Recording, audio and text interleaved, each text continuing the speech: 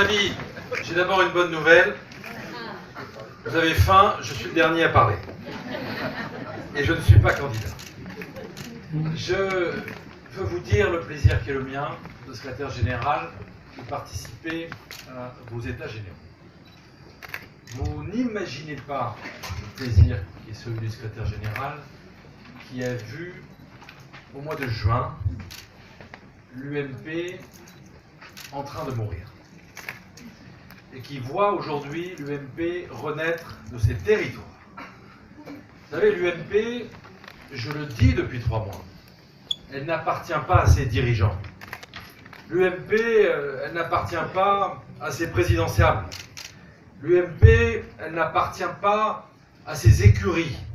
L'UMP, elle appartient à ses militants. Et vous en êtes le témoignage ce soir. Et ces états généraux ont été rendus possibles grâce à Christian Kern. Et je veux l'en remercier chaleureusement. Christian est l'exemple même du député de talent.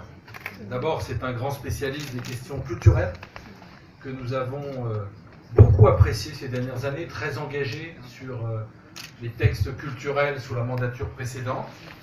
C'est évidemment un relais efficace de ce qui se passe ici dans les Bouches-du-Rhône, mais j'allais dire c'est aussi et surtout un homme de cœur. Je vais vous faire une confidence et je voudrais dire à Nathalie que comme chacune et chacun d'entre vous, j'ai été bouleversé par ce qu'elle a dit tout à l'heure. Je sais ce que c'est que de perdre un être cher.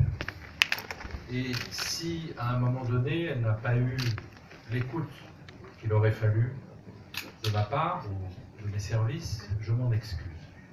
Ce que je veux lui dire, c'est qu'à cette époque, j'ai trouvé un homme de cœur, qui était Christian Kern. Christian Kern m'a parlé à plusieurs reprises de sa situation. Et avec Christian, avec mon cabinet à l'époque, nous avons travaillé pour qu'une proposition de loi puisse être adoptée par l'Assemblée nationale. Elle l'a été. Nous le devons à Christian Kern, je voulais devant l'en remercier.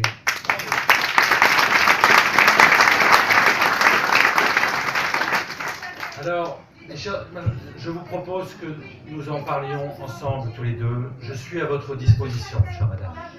Mes chers amis, ce que je veux vous dire ce soir, madame,